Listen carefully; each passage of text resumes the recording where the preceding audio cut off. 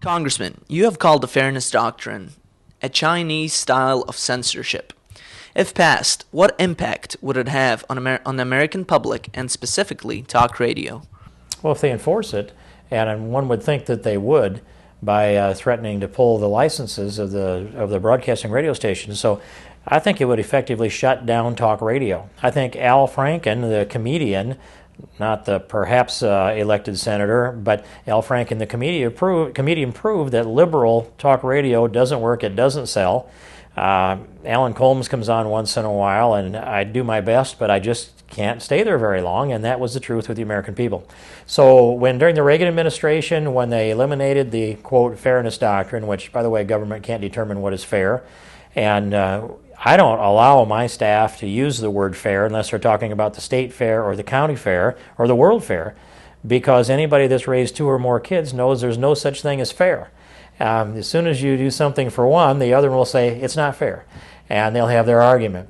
But what it would do would be shut down talk radio. It would shut down one of the most important, if not the most important, voices for conservatism, common sense, constitutionalism, and federalism that exists in this country, and it would shift the destiny of America to the left even further than it's going right now with President Obama.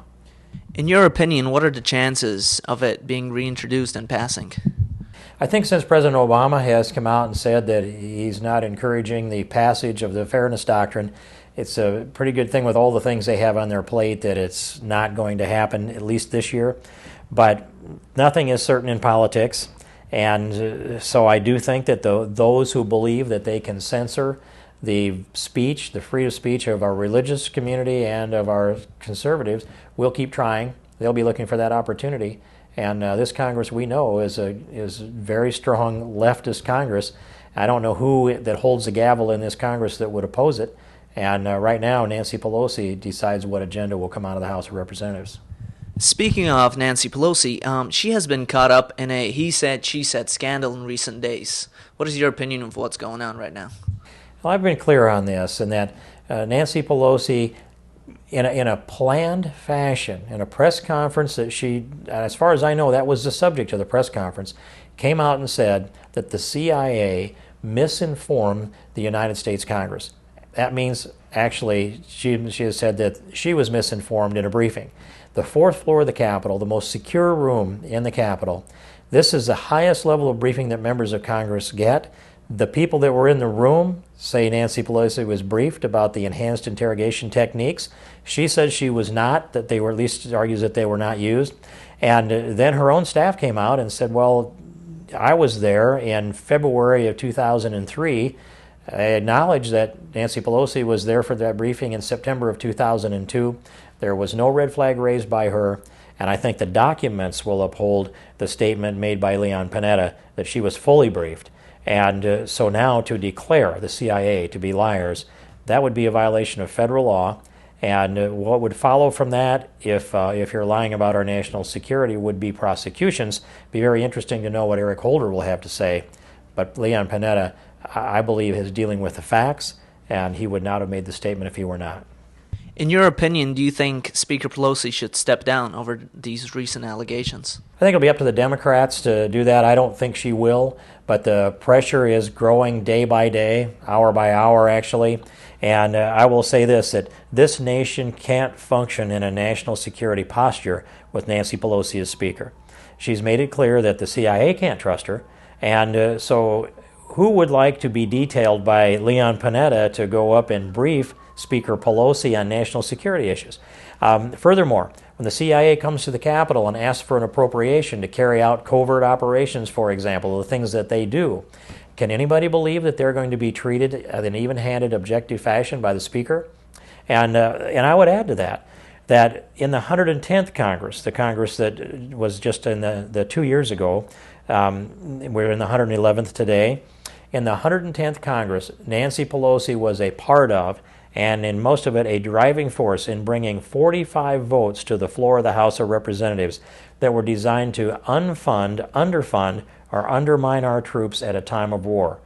We would, and in spite of the activities of the Speaker of the House and a large number of other Democrats in Congress, President Bush ordered the surge, our troops carried it out, And they have achieved a definable victory in Iraq today, and that's 180 degrees from the intent of Speaker Pelosi. I think she saw an opportunity to politically capitalize by undermining the war effort openly, overtly, not covertly. And so the Department of Defense, everybody in uniform has to be offended by that. And now we see her taking on the CIA directly, and it simply cannot be sustained. The Speaker of the House, who is third in line for the presidency, Nancy Pelosi, is one heartbeat away, that's Joe Biden's heartbeat, from being one heartbeat away from the presidency.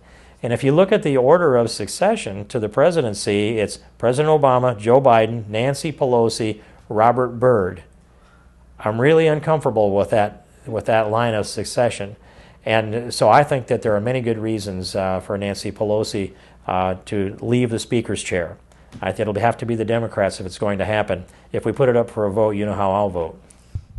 Have any Democrats hinted at actually investigating Speaker Pelosi? I don't know of any Democrats that have.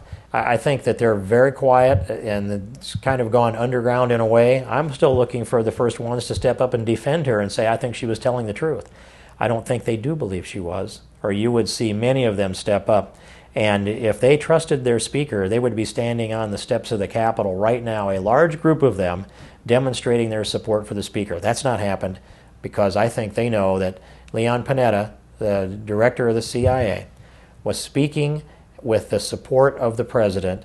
They would have run all the traps through the White House before Leon Panetta spoke and said, my documents and the data and the witnesses all disagree with Nancy Pelosi.